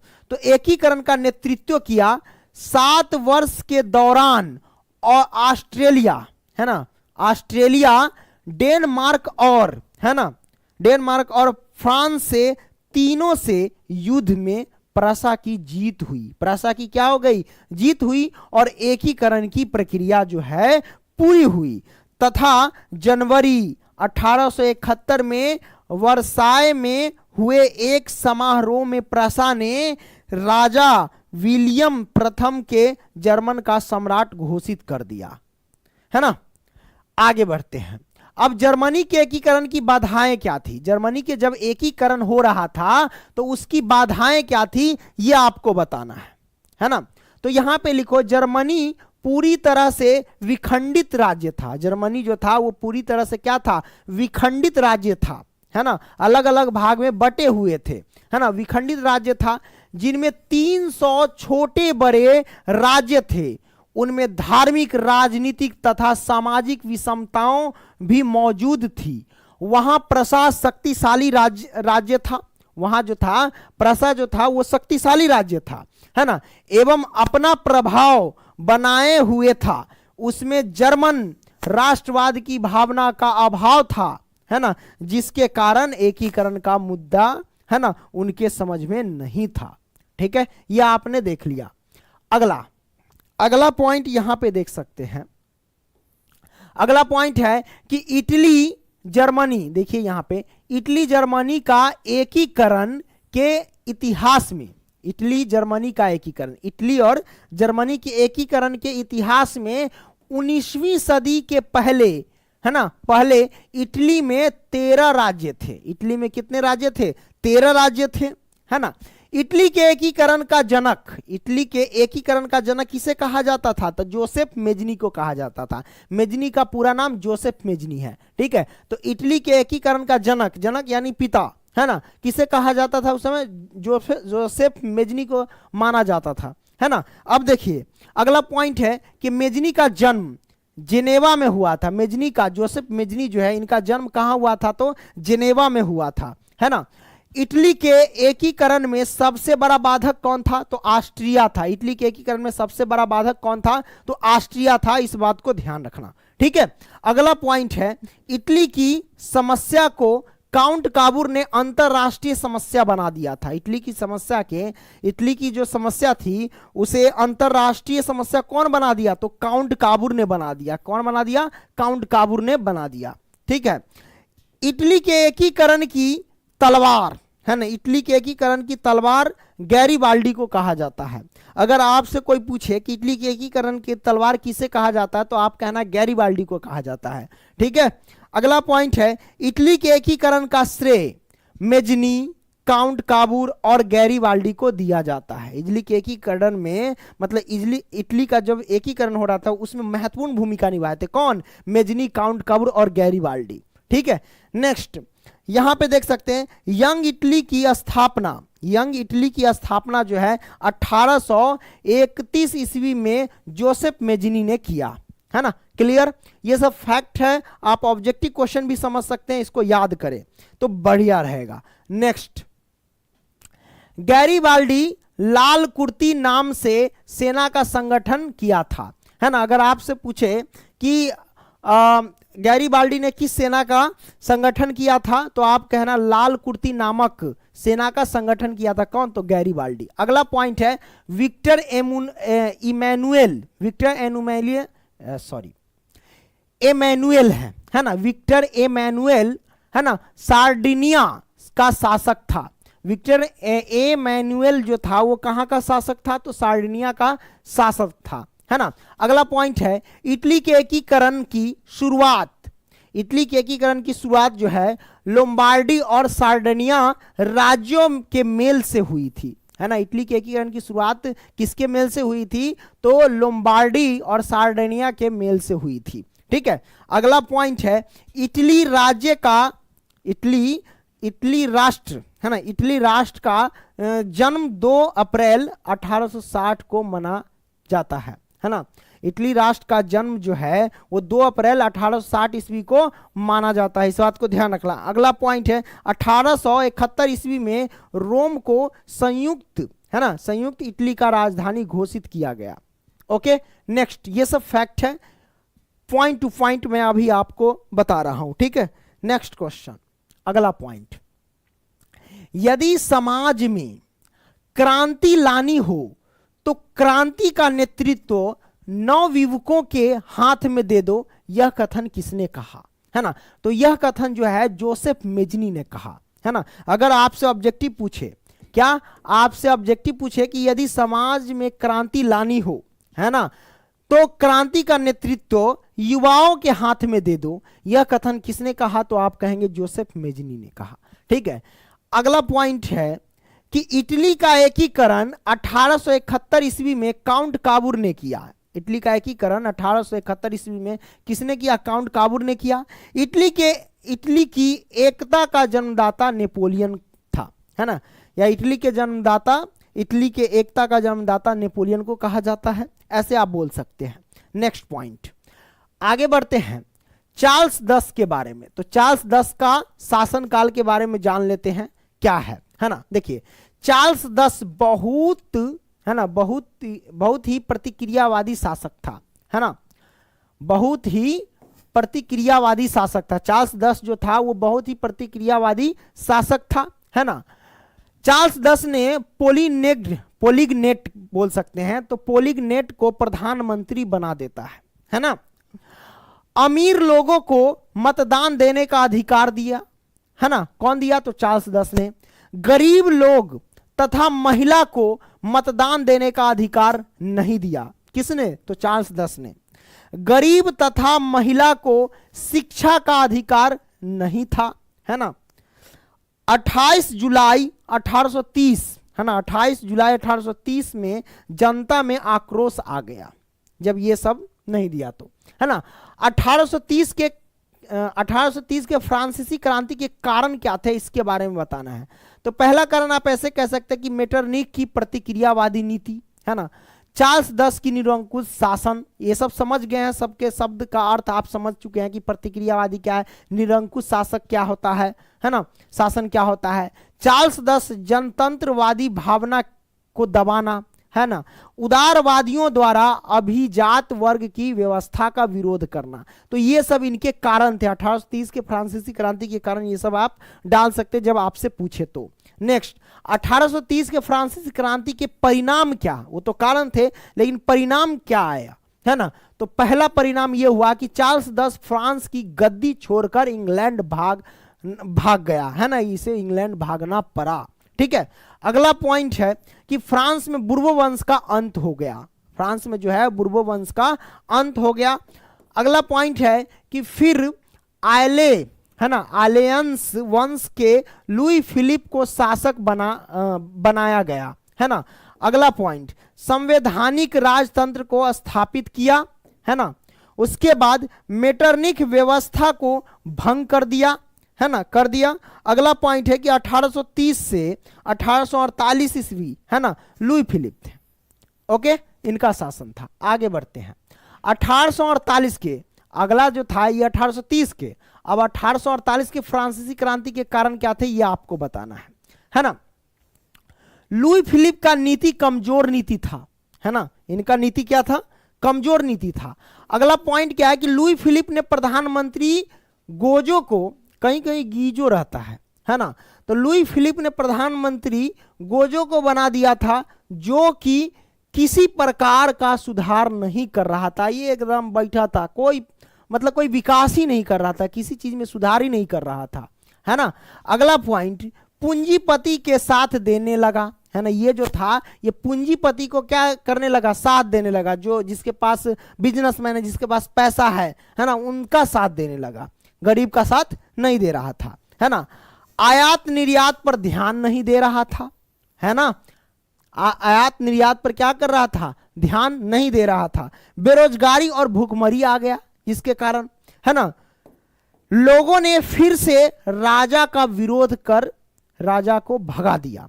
सिंपल सी बात है, आप जब काम नहीं करेंगे, ये क्या करता था, पूंजीपति के साथ देने लगा था। पूंजीपति लोग तो बहुत कम होते हैं, गरीब लोग तो ज्यादा होते हैं, सब विरोध करके उसको भगा दिया, है ना। तो लोगों ने फिर से राजा का विरोध कर राजा को भगा दिया, है ना। अगला पॉइंट, फिर से फ्रांस में द्वितीय गणराज्य की स्थापना किया गया, है ना, और नेपोलियन 3 को फ्रांस का सम्राट बना दिया गया। ये नेपोलियन 1, नेपोलियन 2, नेपोलियन 3 चलता रहता है ना। आगे बढ़ते हैं, अब बात करते हैं मेजनी के बारे में, है ना। मेजनी का जन्म कब हुआ था, तो 1807 ईस्वी में जिनेवा में हुआ था, है ना। पॉइंट है कि मेजनी साहित्यकार, गणतांत्रिक विचारों का समर्थक और योग्य सेनापति था। कहने का मतलब मेजनी जो था साहित्य को लिखने, साहित्यकार का जो साहित्य लिखता है, साहित्यकार था, गणतांत्रिक विचारों का भी समर्थक था। गण मतलब लोग के विचारों का भी ये समर्थक था, लोग जो विचार करते थे उनका ये साथ देते थे, समर्थ करते थे, सपोर्ट करते थे, है ना। योग्य सेनापति यानी किसी चीज के लायक हो, है ना, वो लायक थे, जो सेनापति का जो पद होता है उसके वो लायक थे, ठीक है। तथा मेजनी का संबंध कार्बोनरी नामक गुप्त दल से था। ऑब्जेक्टिव क्वेश्चन ऐसे पूछा जाता है कि मेजनी का संबंध किससे था, तो आप कहेंगे कार्बोनरी से था, है ना। कार्बोनरी क्या था, ये गुप्त दल था, ठीक है। अगला पॉइंट है कि 1830 में मेजनी उत्तरी और मध्य इटली, उत्तरी और मध्य इटली मतलब उत्तरी इटली और मध्य इटली ऐसे कह सकते हैं। तो 1830 में मेजनी जो था, कॉमा लगाओ, मेजनी उत्तरी और मध्य इटली का एकीकरण करना चाहा, लेकिन मेटरनिख ने नागरिक आंदोलन का दबाव दिया, जिसके कारण मेजनी को इटली से भागना पड़ा, है ना।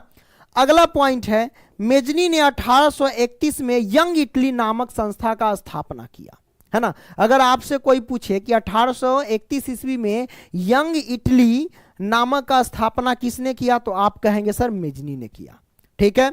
अगला पॉइंट है कि मेजनी ने 1834 में यंग यूरोप नामक संस्था का स्थापना किया। भाई ये देखो, यंग इटली का स्थापना किसने किया, हाँ, यंग इटली का स्थापना किसने किया, तो मेजनी ने ही किया। यंग यूरोप का स्थापना किसने किया, तो मेजनी ने ही किया। तो यंग यूरोप का नामक संस्था का जो स्थापना हुआ था तो 1834 ईस्वी में हुआ था, है ना। अगला पॉइंट है 1848 में मेजनी पुनः इटली आ गया, ठीक है। अगला पॉइंट, अब देखिए, मेजनी इटली का एकीकरण जो है ना एकीकरण कर गणराज्य बनाना चाहता था। गणराज्य, लोगों का राज्य, है ना, लोगों के जहां विचार चल सके, है ना। अगला पॉइंट है, लेकिन सार्डिनिया, सार्डिनिया इसको बोलते हैं, लेकिन सार्डिनिया पिडमाउंट का शासक है ना, शासक चार्ल्स एबर्ट है ना, एल्बर्ट, एल्बर्ट अपने नेतृत्व में इटली का एकीकरण करना चाहता था, है ना। अगला पॉइंट है कि पोप इटली को धर्मराज बनाना चाहता था। पोप जो था वो इटली को क्या बनाना चाहता था? धर्मराज बनाना चाहता। पोप किसको बोलते हैं? पंडित को बोलते हैं ना। हाँ, पोप जो है ना वो पंडित को बोलते हैं, ठीक है। तो पोप जो था, जो पंडित था, वो धर्मराज बनाना चाहता था इटली को, धर्म के हिसाब से सब कुछ चले, है ना। इसी में मैंने लिया कि इसी तरह तीनों में टकराव, यानी जो तीनों आदमी थे सब अलग अलग अपना विचार देते थे। कोई किसी तरह इटली का एकीकरण करना चाहता था, कोई कुछ बनाना चाहता था, है ना। तो भाई तीनों का अलग अलग विचार था, तो तीनों में स्वाभाविक बात एक जगह आएगा तो टकराव तो होगा ही। तो इसी तरह मैंने लिखा कि इसी तरह तीनों में टकराव के वजह से इटली का एकीकरण नहीं हुआ, तो मेजनी पुनः फिर वापस चला गया, है ना। हेलो हेलो, आगे बढ़ते हैं। अब बात आता है इटली के एकीकरण का द्वितीय चरण, क्योंकि इटली के एकीकरण का पहले चरण असफल रहा, इटली का एकीकरण हो नहीं पाया, है कि ना। तो अब यहां पे इटली का एकीकरण द्वितीय चरण में देखिए, है ना। 19वीं सदी के मध्यम इटली जो है ना वो 7 राज्यों में विभक्त थे। विभक्त का मतलब बटा हुआ, तो 7 राज्यों में बटे हुए थे, ये सातों के सातों राज्य, ठीक है। तो ये देखिए सवोई, सवोई सार्डिनिया, है ना। सेवोई और सार्डिनिया पर किसने राज किया? तो इटली का राज चलता था वहां पे, है ना, इटली का। लोबर्डी, है ना, लोबर्डी और वेनेसिया, है ना, इस पर किसका? तो ऑस्ट्रिया का शासन था, है ना। सिसिली और नेपल्स पर किसका? तो फर्डिनेंड का शासन था। पेपल पर किसका शासन था? तो पोप का शासन था। पद्मा पे किसका शासन था? तो हैप्सबर्ग का शासन था, है ना। मोडेना पर किसका शासन था? तो हैप्सबर्ग का, इस पर भी हैप्सबर्ग का ही शासन था। और टस्कनी पर, है ना, टस्कनी पर किसका शासन था? तो हैप्सबर्ग का शासन था। ये तीनों पर हैप्सबर्ग का ही शासन था। आगे बढ़ते काउंट काबूर के बारे में जान लेते हैं, है ना। देखिए सार्डिनिया पिडमाउंट, सार्डिनिया पिडमाउंट के शासक विक्टर इमैनुएल काउंट काबूर को प्रधानमंत्री पद पर नियुक्त कर दिया गया, है ना, यानी नियुक्त किया उसने। अगला पॉइंट है कि काउंट काबूर एक सफल कूटनीतिज्ञ एवं राष्ट्रवादी तथा काउंट काबूर इटली के एकीकरण में सबसे बड़ी बाधक ऑस्ट्रिया को मानते थे। अगला पॉइंट है कि 1853 से 1854 के, है ना, क्रीमिया के युद्ध में जो है ना ऑस्ट्रिया को हराने के लिए काउंट काबूर ने क्या किया? काउंट काबूर ने फ्रांस के तरफ से भाग ले लिया, है ना। किसको हराने के लिए? तो ऑस्ट्रिया को हराने के लिए, है ना।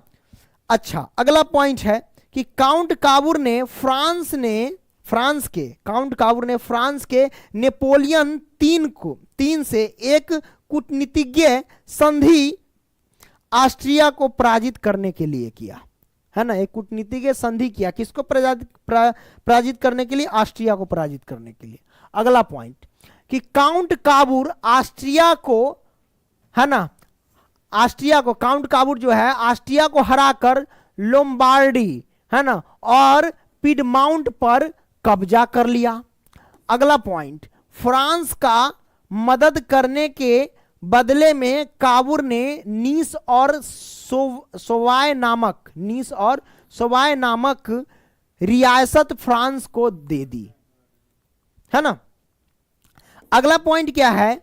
1860 से 1861 तक काबूर ने सिर्फ रोम को छोड़कर उत्तरी और मध्यम इटली के सभी रियासत को मिला लिया था, है ना। नेक्स्ट पॉइंट, 1862 तक दक्षिणी इटली, रोम तथा वेनेशिया को छोड़कर बाकी रियासत का मिला लिया, है ना, रियासत को मिला लिया। अगला पॉइंट, गैरीबाल्डी के बारे में जान लेते हैं।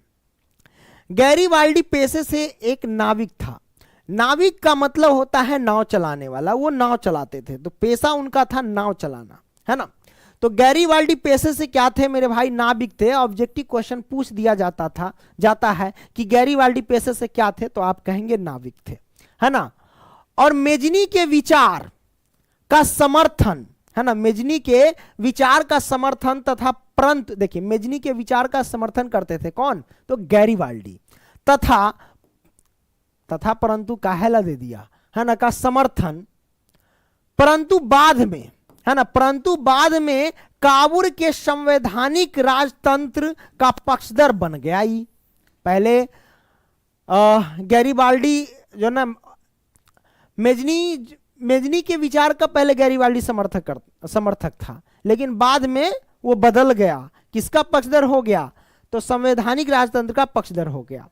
अगला पॉइंट, गैरीबाल्डी सिसिली और नेपल्स पर आक्रमण कर वहां गणतंत्र की स्थापना किया, है ना। अगला पॉइंट, गैरीबाल्डी ने जज तो न्यायाधीश हो जाएगा। गैरीबाल्डी ने जब रोम पर आक्रमण की, है ना, तो योजना बनाई, आक्रमण करने की योजना, ऐसे लिख सकते हैं कि गैरीबाल्डी ने जब रोम पर आक्रमण करने की योजना बनाई तो काबुल ने रोम को रक्षा करने के लिए अपना सेना भेज दी। इसी बीच की गैरीबाल्डी भेंट काबुल से हो गया, है ना। अगला,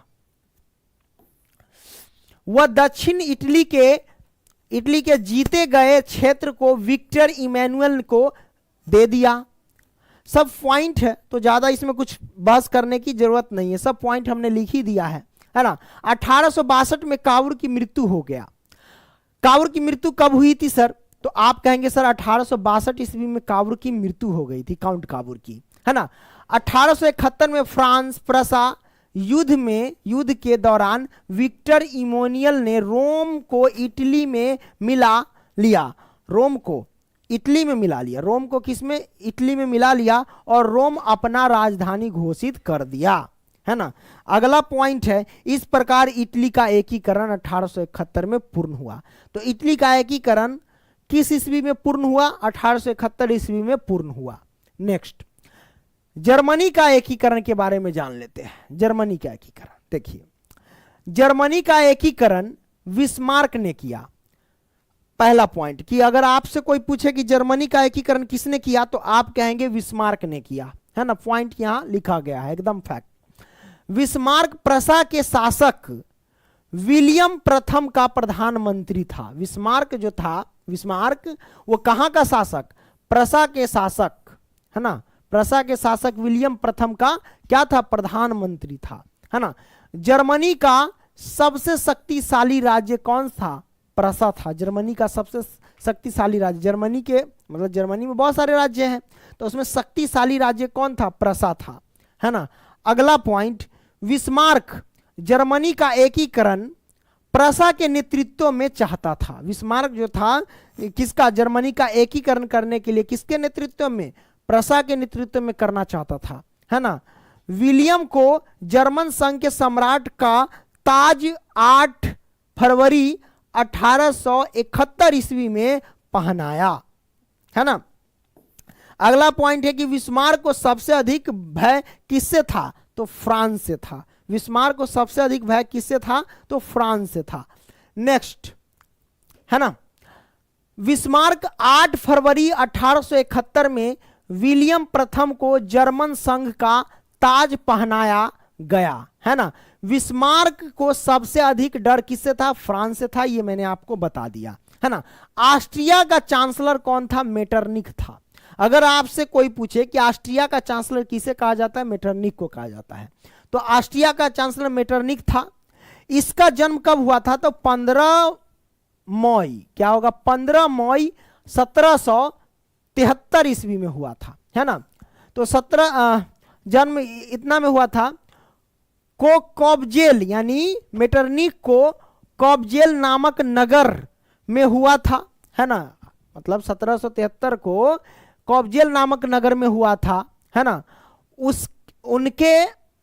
उनके पिता का संपत्ति तथा जागीर जो भी था नेपोलियन बोनापार्ट ने जब्त कर लिया, है ना। इनका शादी 1795 ईस्वी में ऑस्ट्रिया के तत्कालीन चांसलर कनीज की पुत्री के साथ हुआ था, है ना। फ्रैंकफर्ट संविधान का सभा, है ना, मई 1848 में किया गया है ना। वान माल्टेक वान रून और सेनापति था और रक्षा मंत्री विलियम प्रथम के शासन काल में प्रशा का विस्मार को, है ना, प्रशा का और विस्मार को 23 सितंबर 1862 में प्रशा का चांसलर बनाया गया, है ना। विस्मार को 23 सितंबर 1862 ईस्वी में कहाँ का चांसलर बनाया गया? प्रशा का चांसलर बनाया गया, है ना। आगे बढ़ते हैं।